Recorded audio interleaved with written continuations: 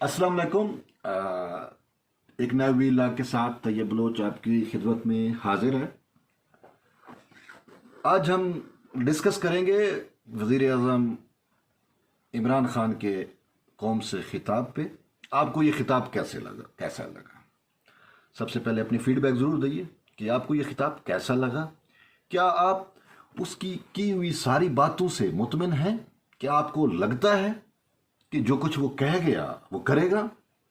अगर आपने खिताब पूरा सुना तो उसने अपने खिताब के बिल्कुल आखिर में एकदम ही खिताब चल रहा था और एकदम ही ख़त्म हुआ और आखिरी जो उसने बात की वो बात उसकी ये थी कि मैं तमाम अशिया खुर्दनोश की कीमतें आधी कर दूंगा। तो क्या आपको उम्मीद है? वो कहते हैं ना, होप फॉर द बेस्ट।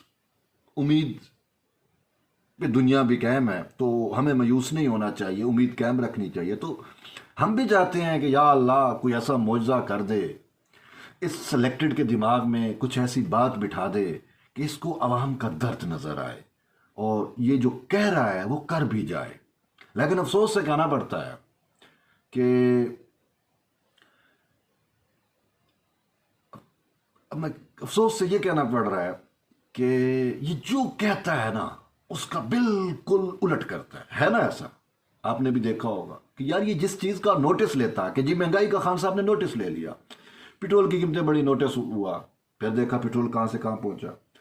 चीनी की कीमतों का इसने नोटिस लिया तो वो 54 रुपए 55 रुपए पे जो आपको पर के जी मिल रही थी वो 110 115, तो आज मैं सुन रहा हूं कि शायद 130 रुपए पे भी कहीं कहीं नहीं मिल रही चीनी। अब अच्छा, नोटिस लिया तो इसी वजह से अवाम दुआ मांगती है, ओ खान साहब मेहरबानी करो आप नोटिस मजीद ना लो।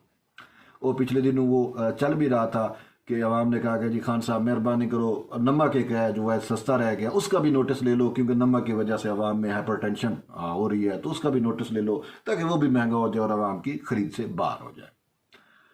तो ये खान साहब है, वो कहते हैं ना कि सराकी की एक मिसाल है कि जिन्ना जमना डिठा होवे उनके दंद किए गिरने।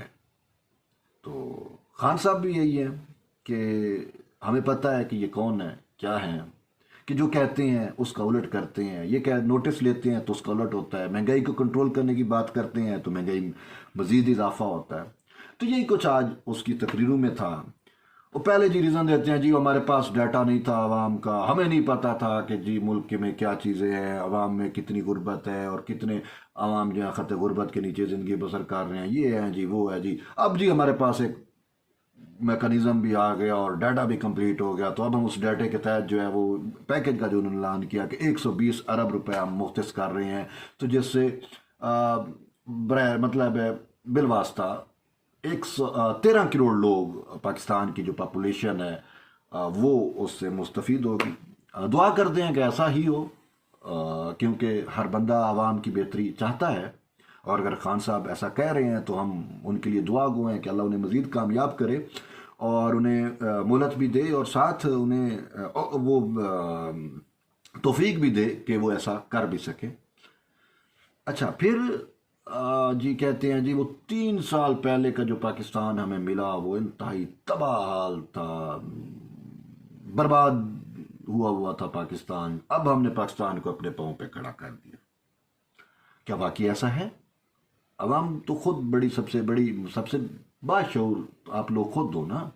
आप खुद कंपैरिजन करो, मुआजना करो कि यार वो जो 3 साल कबल का पाकिस्तान था जिसे हम पुराना पाकिस्तान कहते हैं, इस तरीके इंसाफ के, इस बगलोल आजम के नए पाकिस्तान की बजाय वो जो पुराना पाकिस्तान था, छोड़ दो पॉलिटिकली केस जो भी थे, लेकिन वो जो 3 साल कबल का पाकिस्तान था, क्या वो पाकिस्तान अच्छा था या अब का पाकिस्तान? खान साहब तो कहते हैं वो पाकिस्तान तबाह हाल था, आवाम खत्म थी, आवाम के पास खाने को कुछ नहीं था, आवाम बिलक रही थी, रो रही थी। अब जो है पाकिस्तान अपने पाँव पे खड़ा हो गया है, अब हर चीज़ की फरावानी है। कोई क्या ऐसा है? मेरे ख्याल में तो ऐसा नहीं है। पहले का जो पाकिस्तान था उसमें ज़राए आमदन लोगों के ज़्यादा थे, उसमें महंगाई बहुत कम, जो चीज़ आपको 50 में मिलती थी आज वो 150 रुपये मिल रही है, जो घी आपको 250 रुपये मिलता था वो आपको 400 रुपये का मिल रहा है। पहले जो किचन का राशन आप लेके आते थे एक फैमिली के लिए महीने का 10,000 15,000 का, वो आज 35,000 40,000 रुपये में भी पूरा नहीं हो रहा। तो हमें तो वो पहले वाला पाकिस्तान बेहतर लगता है, और खान साहब कहते हैं जी पहले वाला पाकिस्तान बर्बाद था, हमें तो ये पाकिस्तान जो आपका नया पाकिस्तान है ये हमें बर्बाद नजर आता है। इसी वजह से हम अपने उस पुराने पाकिस्तान की तलाश में सरगर्दा हैं कि या अल्लाह हमें वो पुराना पाकिस्तान लुटा दे। बेशक वो लीडर चोर थे, डाकू थे, उनका वो पाकिस्तान बेहतर था यार, अवाम की हालत तो बेहतर थी ना। ये अवाम तो नहीं रो रही थी ना, ज़राए आमदन भी अवाम के ठीक थे, खुशहाली भी थी। अब तो अवाम का भरकस निकल गया। अच्छा, फिर एक और पॉइंट खान साहब की तकरीर का कि जी वो कीमतों का मुआवजा कर रहे हैं जी, दालों का, आटे का और पेट्रोल की कीमतों का बांग्लादेश के साथ, इंडिया के साथ, यानी जो हमारे जनूबी एशिया के ममालिक हैं जो जिससे हमारा करीबी करीबी वास्ता ताल्लुक है उनके साथ। ठीक है जी, आप करें जी। पेट्रोल 200 रुपये में इंडिया में, जो बांग्लादेश में जी 250 रुपये में। और ये क्या आप आवाम को ये बताएं कि भाई वो बंगाली फीकस आमदन कितनी है, इंडिया की फीकस आमदन कितनी है, और पाकिस्तान की फीकस आमदन कितनी है, ये कभी भी नहीं बताएगा। फिर वो जो करेंसी का फर्क है, he will never tell you, उसने बताया ही नहीं ना। वो जी इंडिया में इतने रुपए, बांग्लादेश में इतने रुपए और हमारे यहाँ इतने रुपए। अब ये तो नहीं बता रहे कि एक पाकिस्तानी औसतन पर डे कितना कमा रहा है, और इंडिया का जो एक शहरी है या बांग्लादेश का जो एक शहरी है वो पर डे कितना कमा रहा है। वो आपने क्यों नहीं बताया? आप तो वो बताते ना, फिर मुआवजा बनता है ना कि उनके ज़राए आमदन कितने हैं। यहाँ पे जो 50,000 बंदा महीना कमाता है और इंडिया में 1 लाख रुपया महीना कमा रहा है, तो उसकी बाइंग जो कैपेसिटी है वो ज़्यादा है। ठीक है। अच्छा, फिर खान साहब कहते हैं जी दुनिया में महंगाई हुई है और ये वो। और यार दुनिया में महंगाई हुई है एक आम सी बात है। क्या चीनी आप दुनिया से मंगवाते हो? नहीं, आपको तो अपना गन्ना है यार, यहां पे आप उगाते हो, इसका दुनिया से क्या लेना देना। आटा इधर का ही है। आप तो अपने किसान से 1800 रुपए फी 40 किलो गंदम लेते हो, और वही गंदम फिर आप मार्केट में 2200 रुपए में आम कंज्यूमर को देते हो। आम कंज्यूमर तो कहेगा कि आटा महंगा है।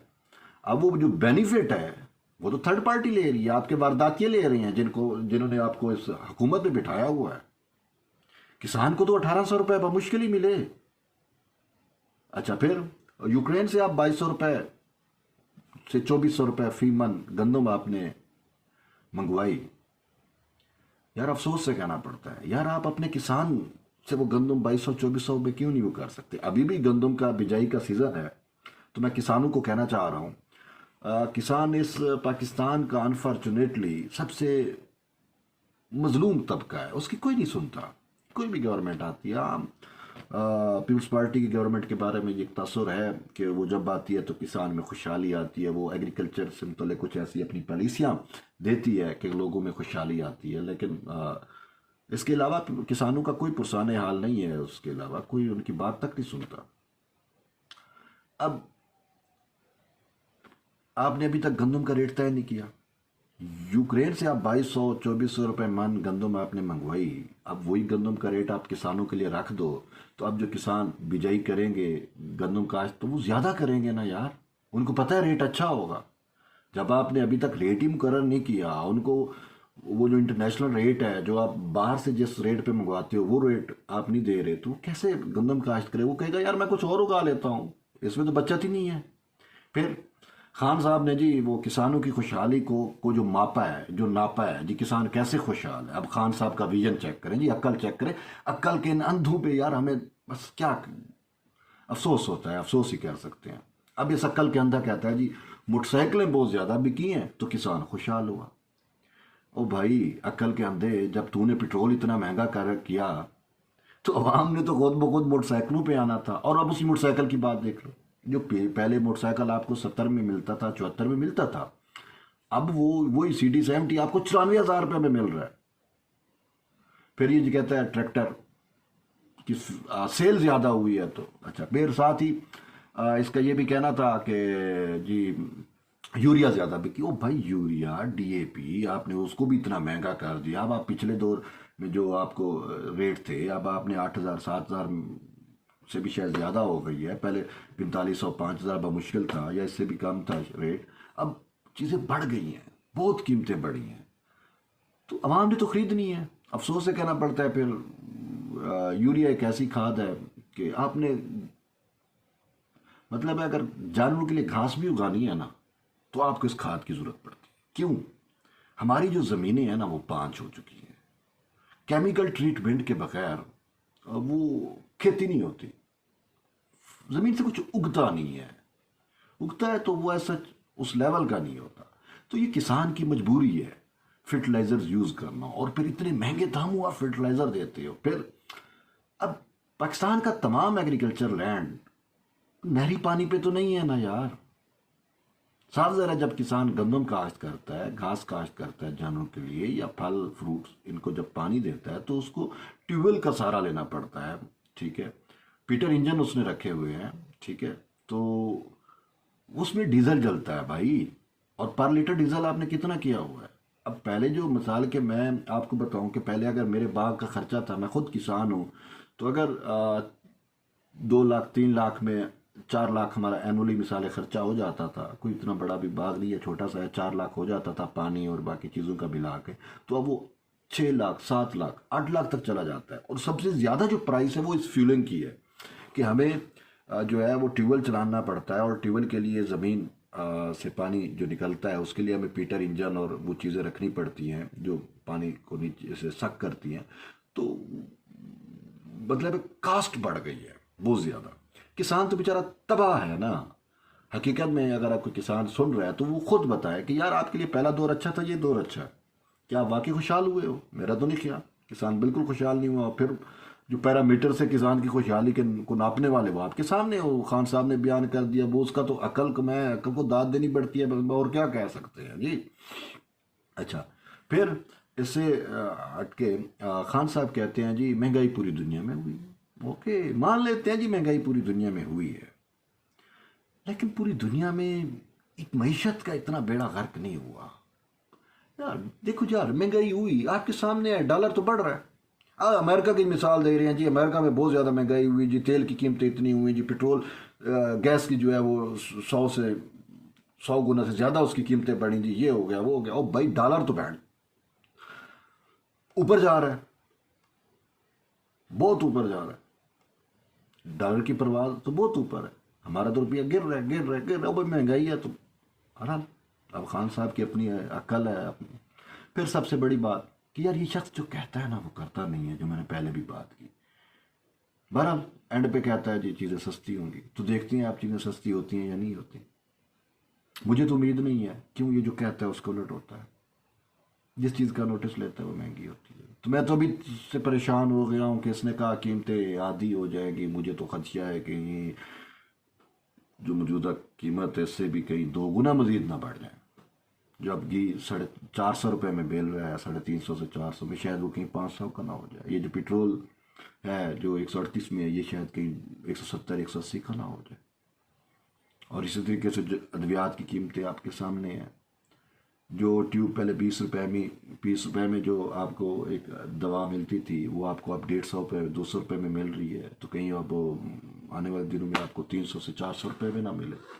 बहरहाल आप अपनी फीडबैक का ज़रूर दें कि आपको खान साहब की तकरीर कैसी लगी और आपको कितनी उम्मीद है कि क्या ऐसा कुछ हो पाएगा।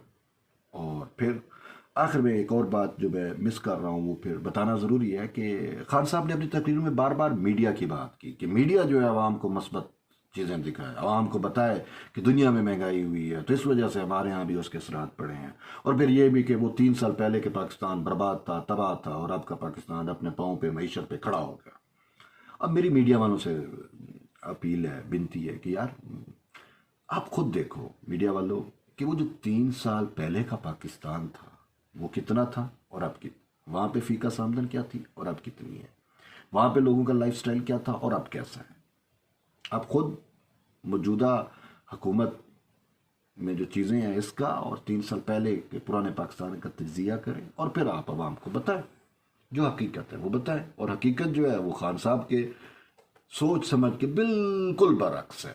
और मीडिया को चाहिए कि वो आवाम को हकीकत बताए। ये पीलू से मीडिया आपने कह दिया और मीडिया वाट नॉनसेंस। मीडिया को चाहिए कि बताए और आवाम को वो बताए जो हकीकत है, और मीडिया का काम भी जो है आवाम को हकीकत बताना ही होता है। बहरहाल आपके फीडबैक का इंतज़ार रहेगा। और आप भी आप बताएं कि खान साहब की तकरीर से आपको कितनी उम्मीदें वाबस्ता हैं, क्या आपको कुछ अच्छाई नज़र आ रही है? होप फॉर द बेस्ट वाली बात है कि बहरहाल मायूसी गुनाह है, हम भी उम्मीद रखते हैं कि या अल्लाह जो वो कह गया वो कर भी जाए, लेकिन अफसोस कि वो जो कहता है वो उसके उलट करता है। शुक्रिया, जुड़े रहिए तैयब बलोच के साथ। अल्लाह हाफिज़।